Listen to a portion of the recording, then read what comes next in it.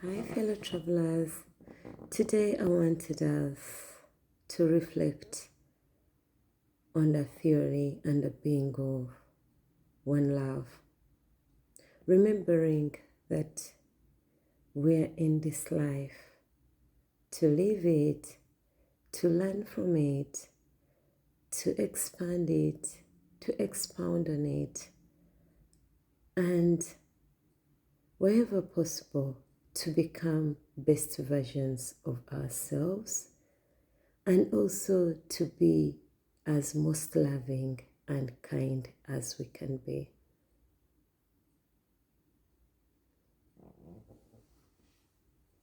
Our main components consist of three elements: the body, the mind, and the spirit.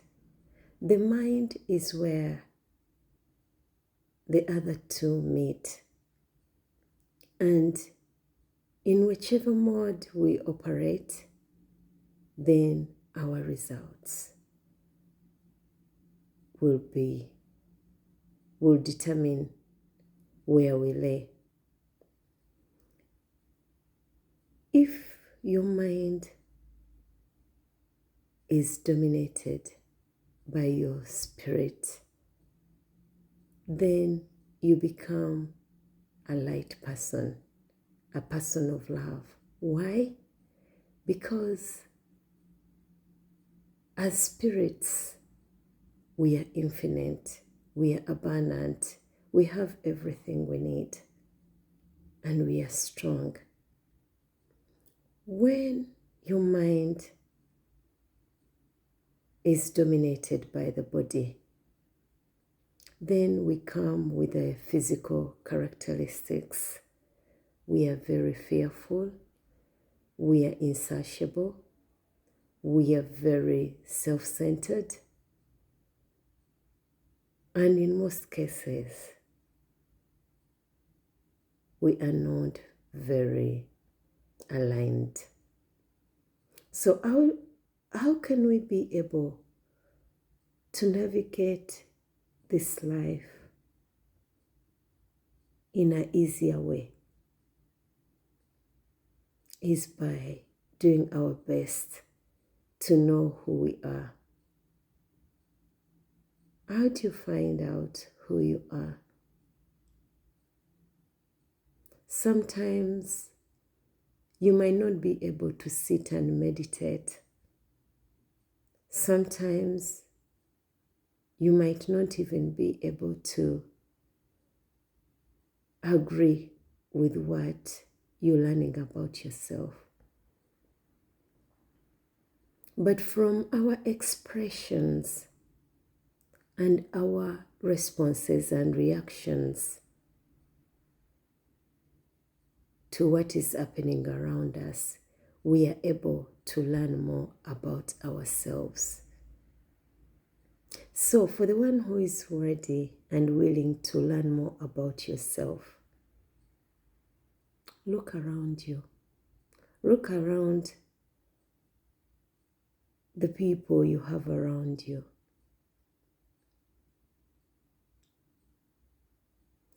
Look at what is being mirrored back to you.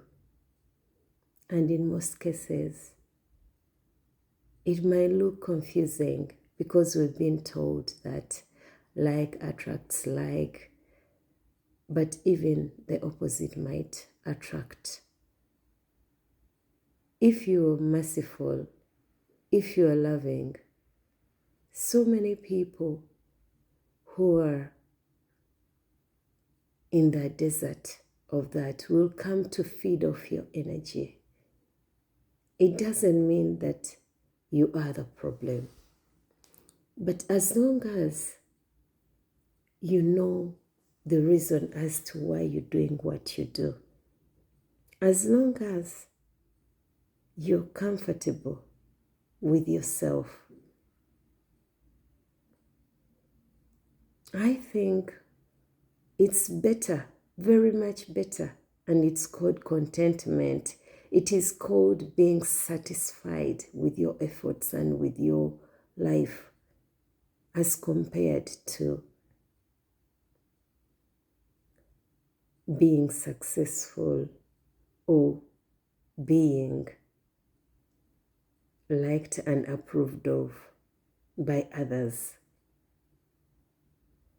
We've got to get to a point whereby we need to ask and even accept the question of who is talking, who is judging, who is loving, who is hating. When I say that, I mean, how would you view that person? How would you describe that person? Remember, our true nature and characters and our choices and directions can be seen by the actions we do. You can lie, we can lie about anything and everything, about our thoughts, but actions don't lie. So you observe. That's why one wise person said that you watch carefully. There is always a communication in the way how someone treats you. Is it meant to change you so that you become like the ones you're observing? No, whatsoever the case, stay true to who you are, unless who you are frightens you. You need to be able to look at yourself in the mirror and you ask yourself, who am I? What am I made of? What inspires me? What motivates me? Me, because it is a very individualistic and unique life. You can never be me. I can never be you. But can you see me? I try to see all.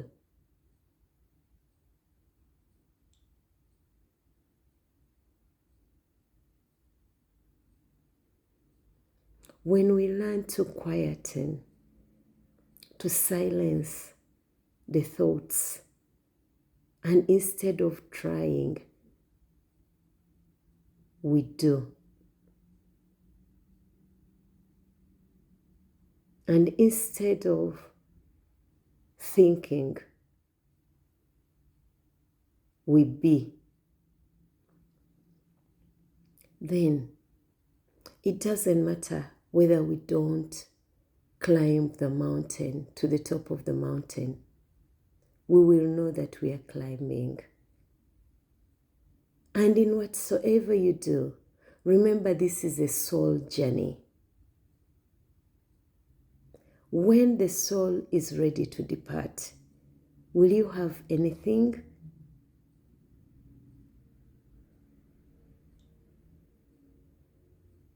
We tend to forget one thing. What will it benefit for one to gain the whole world and lose their soul?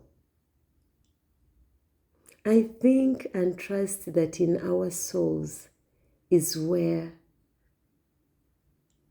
who we are truly is. It's where we feel the sweetness of being and the joy of being. It's where even amidst tears rolling, there is a deeper smiling which no one can define and which actually looks very weird and sometimes very wicked. To the beauty and a mystery of the lives we have, as we are almost getting to November,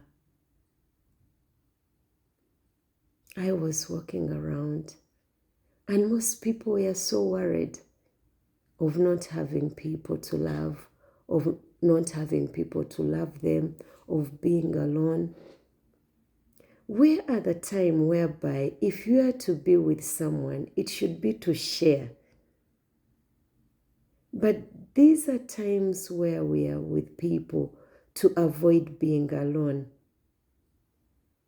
Do yourself a favor. When we are starting this year, I try to tell those who listen to that message that this year, make it about yourself.